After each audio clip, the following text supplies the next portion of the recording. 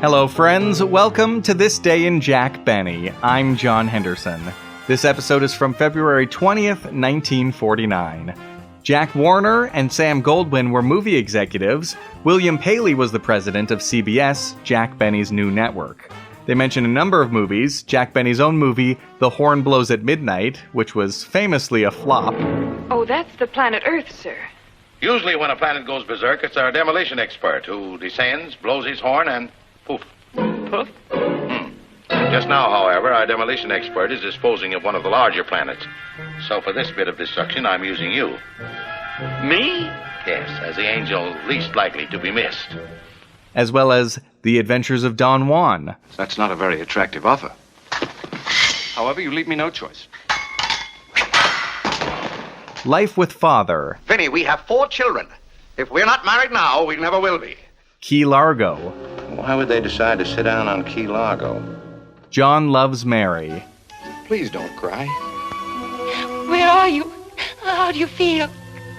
Oh, darling, I love you so much. I can't wait to see you. Johnny Belinda. Don't be afraid. You watch me talk. And the Treasure of Sierra Madre. The mountain police. If you're the police, where are your badges? Badges? I don't have to show you any stinking badges.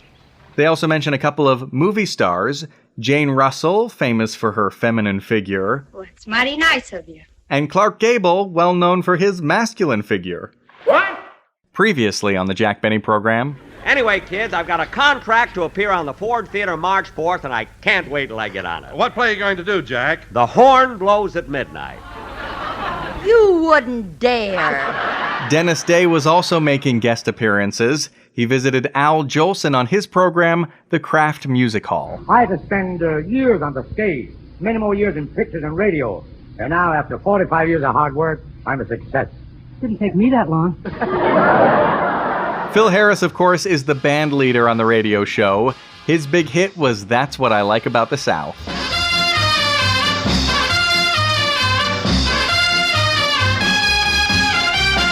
They also mention a very different song, Dance of the Hours, from the opera La Gioconda, composed by Amilcare Ponchielli. It's the song that the hippos and the alligators dance ballet to in Walt Disney's Fantasia.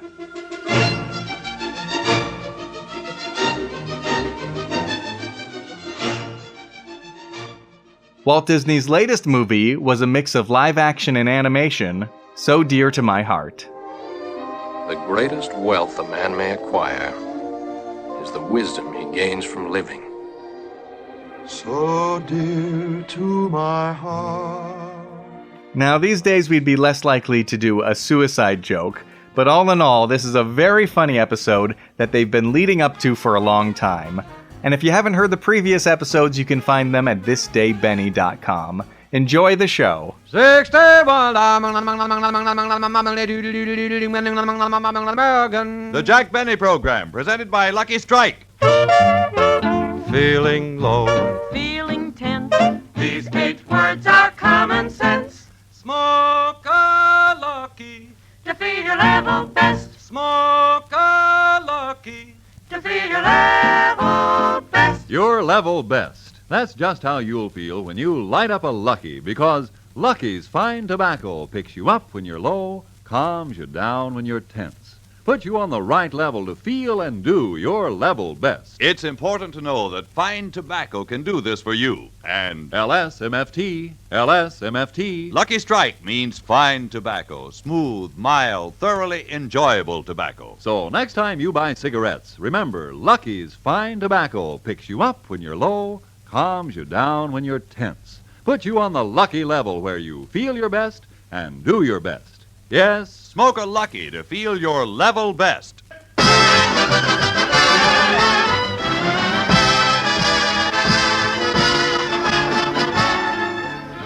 The Lucky Strike program starring Jack Benny with Mary Livingston, Phil Harris, Rochester, Dennis Day, and yours truly, Don Wilson.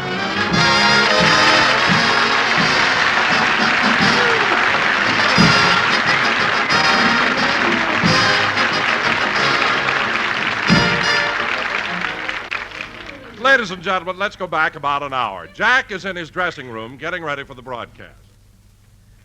Rochester, did you run over and get me a sandwich? Yeah, boss, here it is. Good. Oh, for heaven's sake. Sardines. Rochester, I can't understand you. What's the matter, boss? You never get anything right. When I send you for a chicken sandwich, you bring me ham. When I ask you for a ham sandwich, you bring me cheese. When I ask you for cheese, you bring me egg. When I ask for egg, you bring me turkey. And today, you bring me a sardine sandwich. Now, what did I send you for? A sardine sandwich. Oh, yes, I forgot. But look, Rochester, I figured you'd make a mistake. I asked you for a sardine sandwich because I wanted corned beef. I knew that, but they were out of corned beef, so I brought you sardines. All right, I'll eat the sardine sandwich. Did you get me a bottle of Coca-Cola? Yes, boss, here it is. Wait a minute. This is root beer. That's funny. I asked for 7-Up.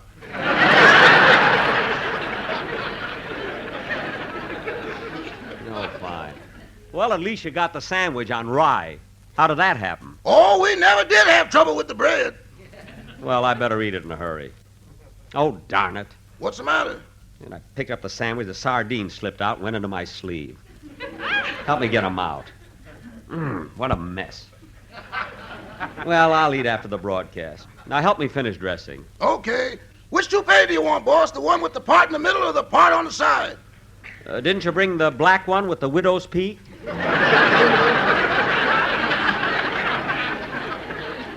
Oh, you can't wear that toupee anymore. Why not? It turned gray while you were dickering with CBS.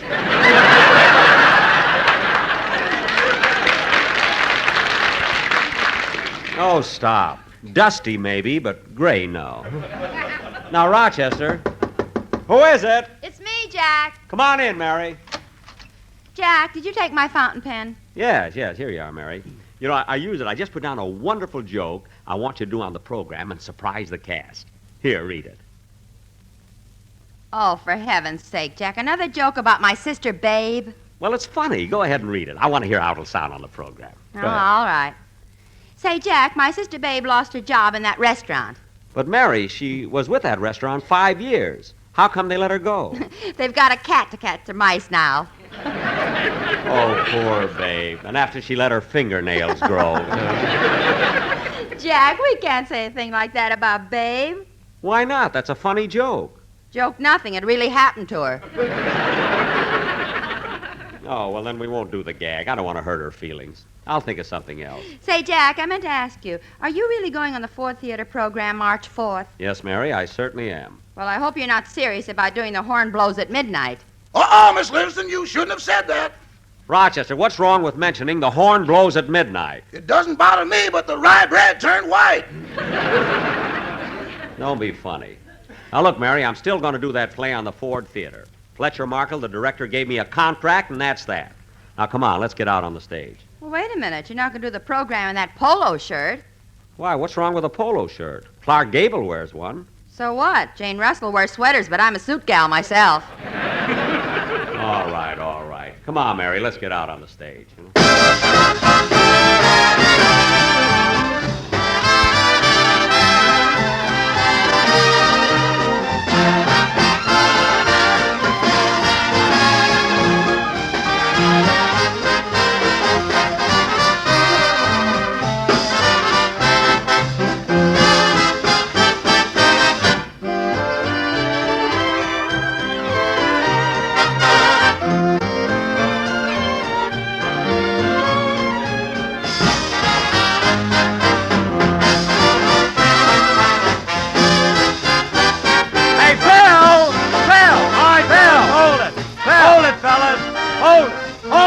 Hold that! Father Time is here. Look, Jackson, what'd you stop us for? We were rehearsing a number. I know, Phil, but I just want to compliment you on trying to improve the orchestra. I noticed you got a harp this week. Yeah, but we can't use it anymore, Jackson. That was a mistake. Why? What happened? During rehearsal, Frankie woke up, saw the harp, and thought he was dead. No. Then he tried to fly over the piano and almost broke his neck. Well, it serves him right for sleeping during rehearsal. Jack, let's run through our parts till the others get here. Okay. Here, Phil, take a script. Look, Jackson, I don't need no script. I'm loaded with jokes. Phil, take a script. I thought of a gag that's a dilly. Get this. On my way down to the studio, I stopped off at a bar. Phil, take a script. And while I was there, I met a fellow who came from Venice, Italy. Phil. So I bought him a drink, he bought me a drink, then I bought him a drink, then he bought me a drink. Phil. We kept buying each other drinks for a couple of hours, and when I walked out, he was under the table. Phil, take a script. Well, don't you get it, Jackson? The guy who was under the table was from Venice, a Venetian. So what? I'm the only guy who ever drank a Venetian blind.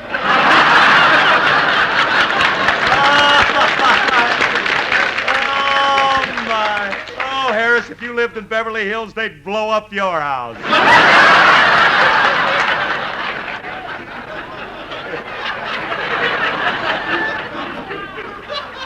Phil. Don't head me off, Jackson. I'm rolling now. Hey, Liv, how'd you like that joke, lover? Phil, take a script. Thanks, Mary. And don't get too close to Phil. He might exhale and disintegrate your nylons.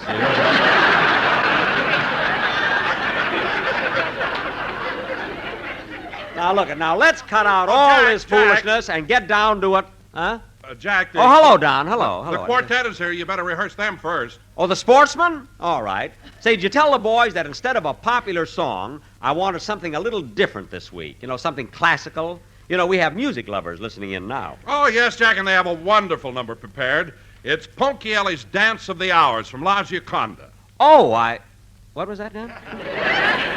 Ponchielli's Dance of the Hours from La Gioconda. Oh, yes, that's what I hoped you'd said.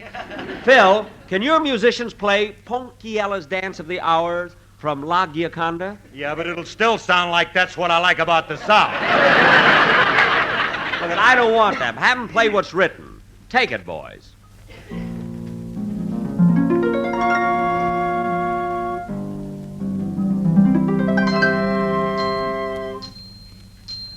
If you're feeling low,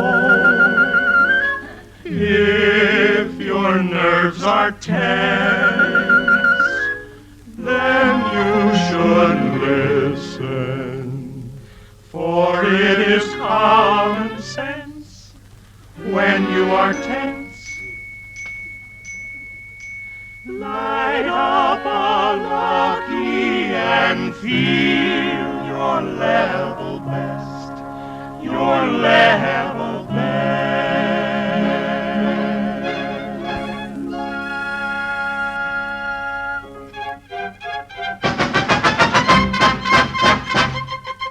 Puff on a lucky, you should puff on a lucky, take a puff, 'cause we know that you will never get enough of a lucky, get enough of a lucky, sure enough, you will like a lucky strike.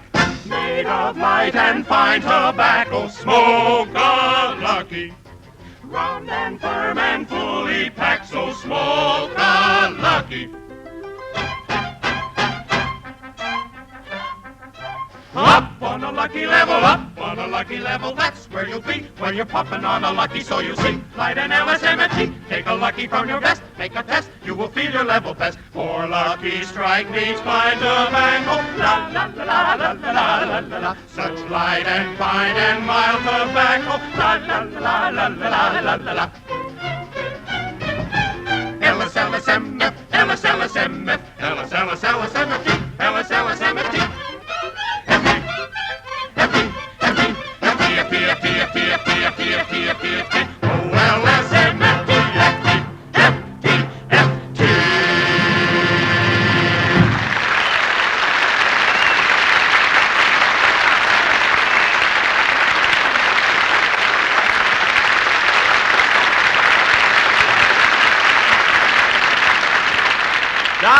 Don, that was a wonderful number you prepared with the boys. Ponchielli's Dance of the Hours from La Cienega.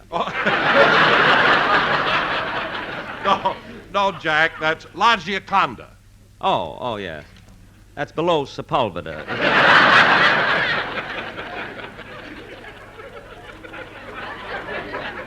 We had Pico, but I changed it. Sepulveda's funnier than Pico. And Phil, your orchestra did surprisingly well. Yeah? What are you so surprised about? I haven't told you this, but they want my band to play at the Academy Awards ceremonies. Really? Phil, why in the world would they want your band to play for the Academy Award? Well, we play loud and it'll drown out the screams of the losers. Well, Phil, I don't believe that you or your band can... Come in. Jack, look who it is. Oh, yes, Fletcher Markle. Hello, Mr. Markle. Hello, Jack.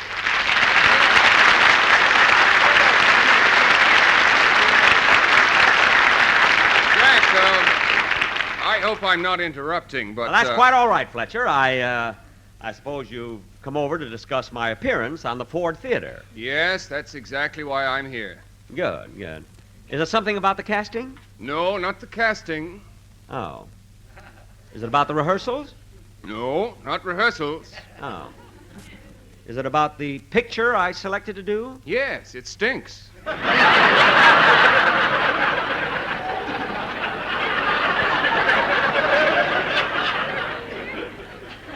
What? Jack. Uh-huh.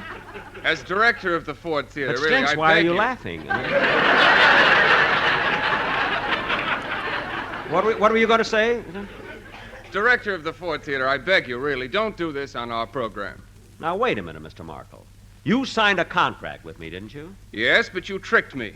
That contract said you were going to do an adventure story of the sea called Sailing Around Cape Horn. Well, you didn't read the small type in the contract. The full title was Sailing Around Cape Horn Blows at Midnight.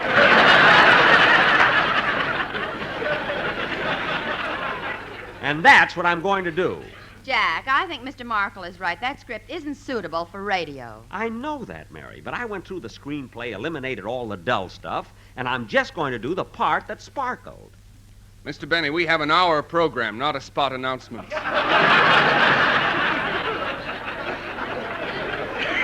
I know it's an hour program, and I'm going to do the Horn Blows at Midnight, and it'll be a great show, believe me.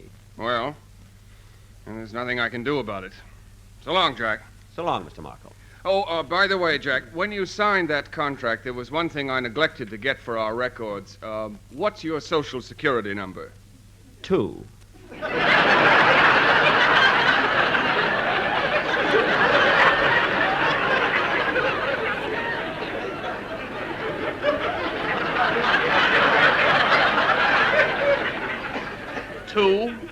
Al Jolson is number 1. Yes, we got there early. Well, so long, Fletcher. See you March 4th. Goodbye, Jack. To be or not to be, that is the question. Whether 'tis wiser to use gas and smell up the house or use a pistol and mess up the rug. What'd you say, Fletcher? Nothing. Goodbye.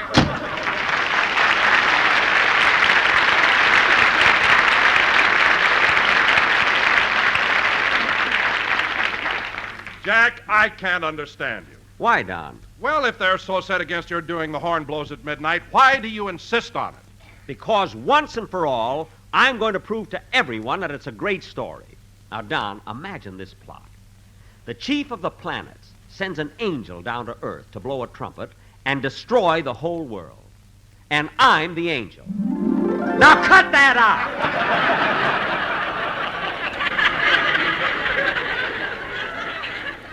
I try to do something dignified, and everybody has to butt in, and...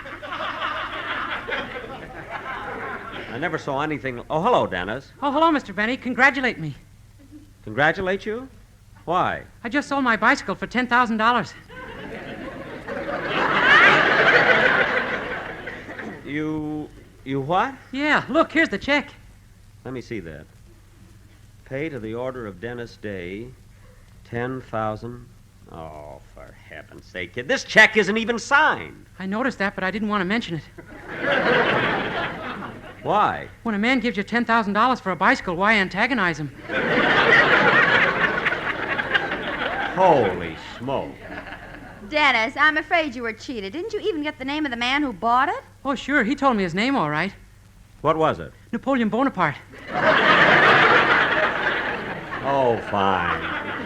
Dennis, don't you know anything? Napoleon Bonaparte has been dead for over 100 years. He has? Certainly. Then what does he want with a bicycle?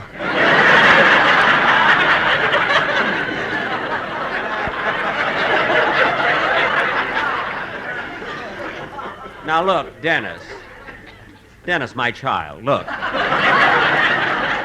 Instead of having any more of this nonsense, how about running through your song? Okay. Oh, by the way, Mr. Benny, happy birthday. My birthday was last week. I know, but that bubble dancer was held over. Good. Now, what number are you going to do? The title song from Walt Disney's picture, So Dear to My Heart. All right, let's hear it. Okay.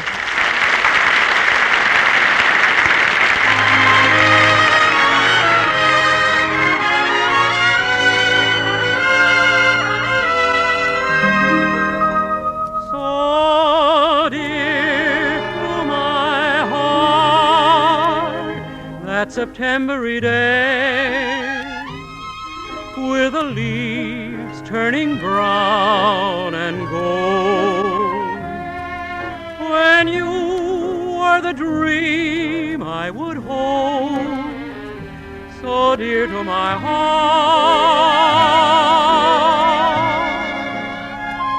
so dear to my heart, that December-y day, when we strolled down a snow-white lane, a kiss that we shared will remain, so dear to my heart.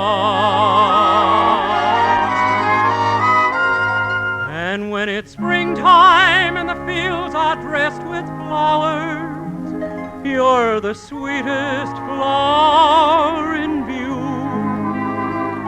Oh, how I treasure all the happy hours and the dreams I shared with you. They bloom in my heart in a corner apart, every sweet, tender memory. As long as I live, they will be so dear to my heart.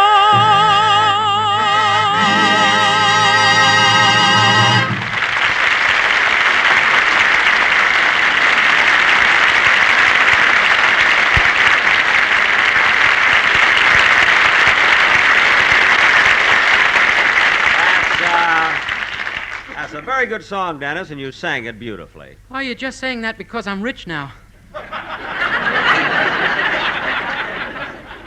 Dennis, that check's no good. You never like anything that anybody else has. Oh, boy. Dennis, this is the last time I'm going to compliment you on your singing. Because every time I do, you start right in. Come in. Yes, sir, is there... Well, it's Jack Warner of the Warner Brothers Studio.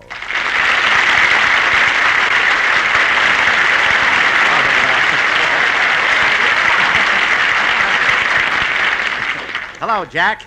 Hello. Well, this is a surprise. What can I do for you, Mr. Warner? Well, Jack, I just heard the news about your making an appearance on the Fourth Theater. Yes, Mr. Warner, on March 4th. And I'm going to do the Horn Blows at Midnight. That's just what I want to talk to you about. What? Look, Jack, you made this picture for us in 1944, didn't you? That's right. It was for the Warner Brothers. Well, since then, our studio has produced The Adventures of Don Juan, Life with Father, Key Largo, John Loves Mary, and this year our two pictures, Johnny Belinda and The Treasure of the Sierra Madre, are up for the Academy Awards. So? So we're rolling again. Let us alone.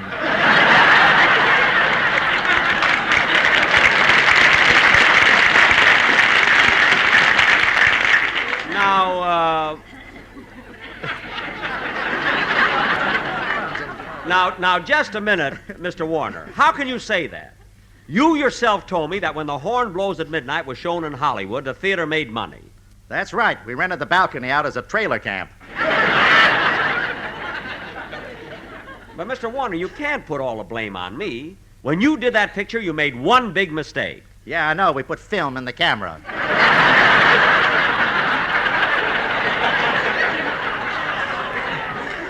Look, Mr. Warner, that's an old joke. Yeah, if I had anything new, I'd have put it in the picture.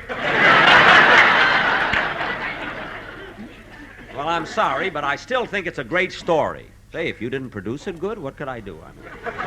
But if you would have listened to me while we were making it, The Horn Blows at Midnight would have been a terrific hit. Jack, we tried everything. We made a lot of retakes. It was awful how we threw money away on that picture.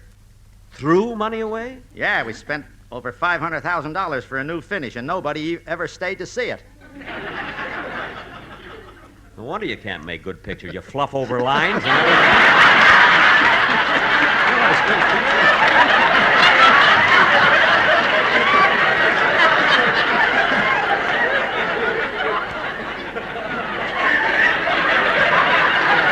Now, look, Jack Warner, I want to tell you something.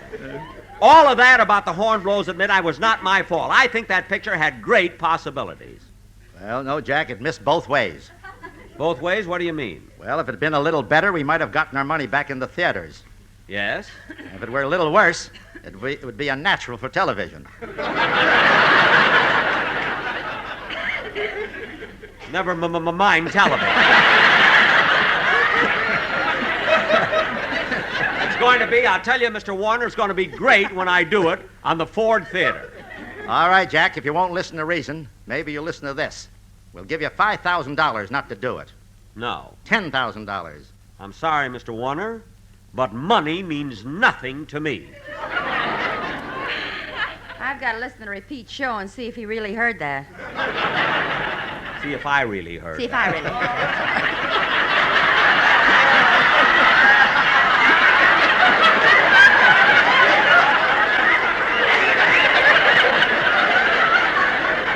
You ought to make your pictures with Jack Warner.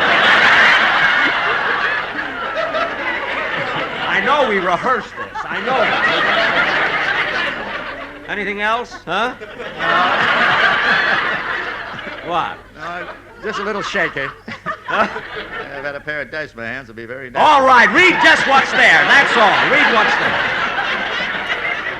Come on. Here it is. Wait a minute. Here it is. Here, well, Jack, all set. Oh, yeah. Oh, I see. Go ahead. Mary, you didn't say Mary. I say please. Mary, please. Oh, You got the next one. Go ahead. Well, Jack, here's my final offer. My brother Harry and I are willing to take you into the firm and make you one of the Warner brothers. No, I'm afraid not. That means I'd have to change my name. If you do the picture, we're going to change ours. I'm sorry, but my mind is made up. I'm going to do The Horn Blows at Midnight on the radio, and that's final, Mr. Warner. Just call me Sam Goldwyn. What? Yeah, you heard me. Just call me Sam Goldwyn. You just got to say goodbye, Jack. Oh, well, just say goodbye. Goodbye, Jack.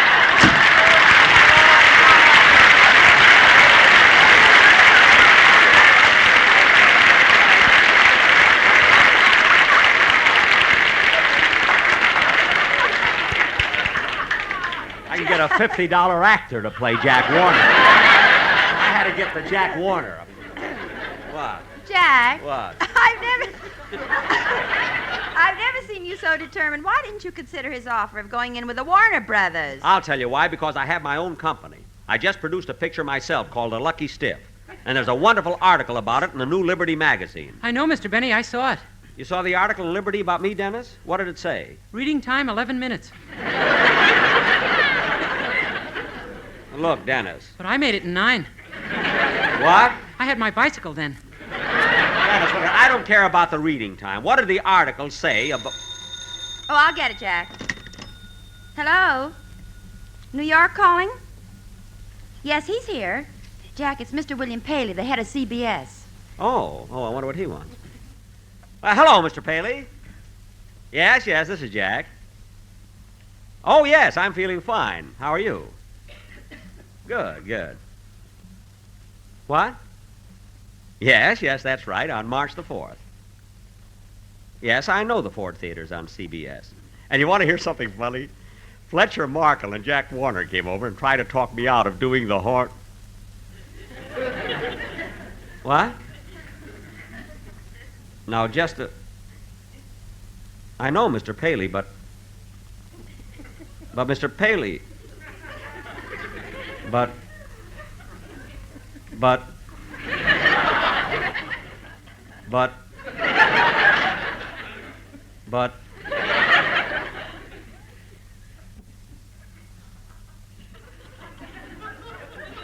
But...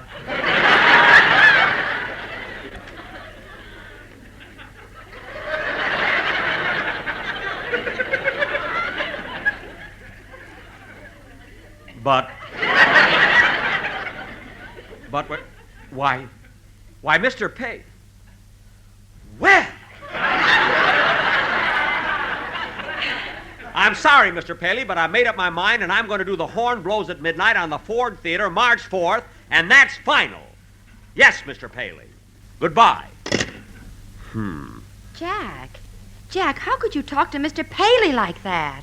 Mary, there comes a time in every man's life when he must have the courage of his convictions, when he must have faith in his own judgment, so he can stand up and face the world with pride and with dignity. Jack, what's that sticking out of your sleeve? Huh? Oh, it's a sardine. Must have got caught in my suspenders.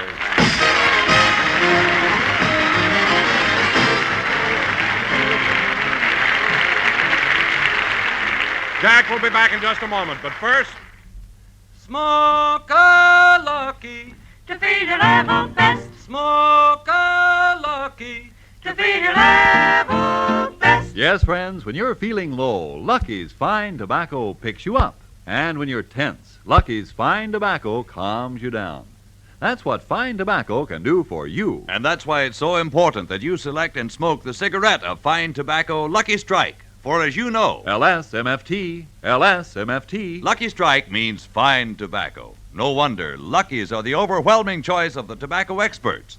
Men who can see the makers of Lucky Strike consistently select and buy that fine, that light, that naturally mild tobacco. So when you choose your cigarette, remember that Lucky's Fine Tobacco puts you on the right level, the lucky level, where you feel your best and do your best. Yes, next time you buy cigarettes, ask for a carton of Lucky Strike. Feeling low, feeling tense.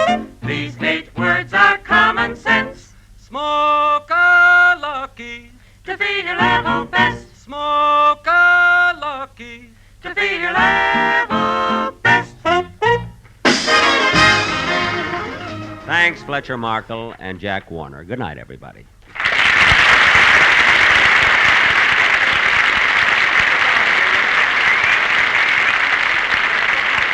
Be sure to hear the CBS Sunday lineup every week, and don't miss Dennis Day and a Day in the Life of Dennis Day. Stay tuned for Amos and Andy's show, which followed immediately over most of these same stations.